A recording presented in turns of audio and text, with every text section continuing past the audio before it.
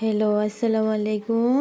আমার কলিজার প্রিয় ভাই ও বোনেরা, তোমরা সবাই কেমন আছো? আশা করি ভালো আছো। তোমাদের সামনে আজকে আমি একটা কথা বলবো, সেটা হলো আমরা কিভাবে শূন্য থেকে কোটিপতি হয়েছি। সেই জীবনের সত্য গল্পটাই আজকে তোমাদের সাথে তুলে ধরলাম। প্রচুর কষ্ট আর ধৈর্যের ফলে আমাদের শূন্য থেকে কোটিপতি হওয়াতে আমরা অনেক সফলতা অর্জন করতে পেরেছি। কারণ কি জানো, আমার হাজব্যান্ড আমার ফুফু শাশুড়ির বাসায় থেকেছে 28 বছর। আমি থেকেছি বিয়ের 14 বছরের মধ্যে 13 বছর থেকেছি আমি আমার ফুফু শাশুড়ির বাসায়। অন্যের বাসায় থাকা আসলে অনেক কষ্ট। যে থেকেছে সেই বুঝেছে কষ্ট কী জিনিস। সেখানে থাকতে থাকতে আমি আমার হাজব্যান্ডকে বললাম, তুমি আমাকে একটা চাকরি নিয়ে দাও। তারপর আমার হাজব্যান্ড বলল, আচ্ছা ঠিক আছে, তোমাকে একটা চাকরি নিয়ে দিব। তারপর আমি আবার বললাম, থাক, আমি চাকরি করব না, আমার একটা বাচ্চা আছে, আমি বাচ্চাকে মানুষ করব।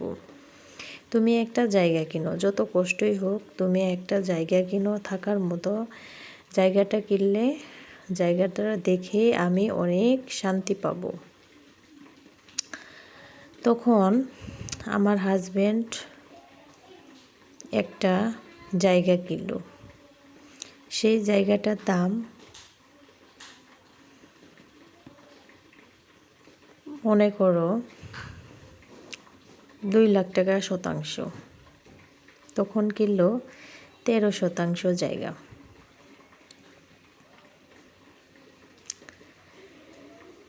তারপর সেই জায়গা কেনার পর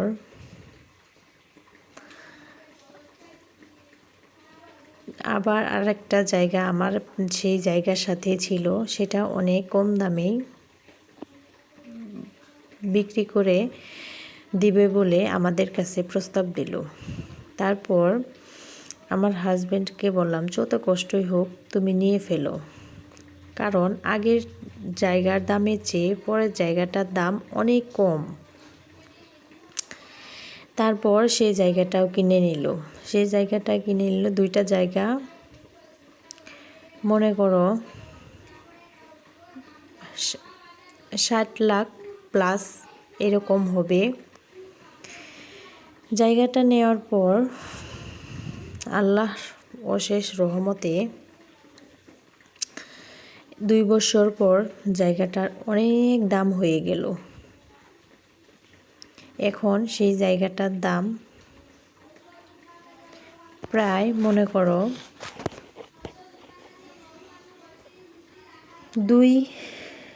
2 কোটি প্লাস এরকম। আসলে কি আমরা অনেক কষ্ট করেছি ফুফু শাশুড়ির বাসায় থেকে, সেখান থেকে কিছুই পাইনি। হয়তোবা আল্লাহ তাআলা আমাদেরকে সেই কষ্টেরই প্রতিদান দিয়েছে। অনেক কষ্ট করেছি। ফুফু শাশুড়ির বাসায় যখন থাকতাম তখন ফুফু শাশুড়ির মেহমান আসতো, রান্না করতে করতে করতে করতে আমার পা দুটো কালো হয়ে গেছিল ঠোসা পড়ে। তবুও কখনো হাল ছাড়িনি, মুখ বুজে সহ্য করেছি।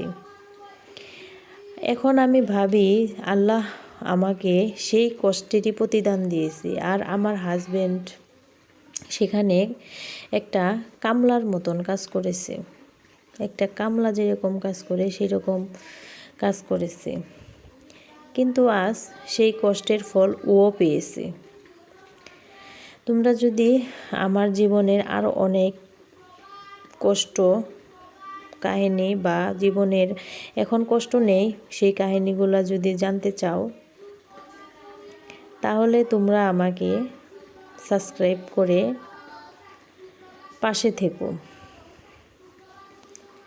আসলে জীবনটা বড় অদ্ভুত। জীবনে কেউ যদি কষ্ট আর পরিশ্রম না করে তাহলে মনে হয় কেউ কোনো দিন উন্নতি করতে পারবে না। তাই আমি সবাইকে বলি, অন্যের জিনিসকে কখনো অবহেলা করো না। সব সময় অন্যের জিনিসকে ভালোবেসে আগলে রেখো, তাহলেই তুমি জীবনে উন্নতি করতে পারবে। হ্যালো বন্ধুরা, আমার কলিজার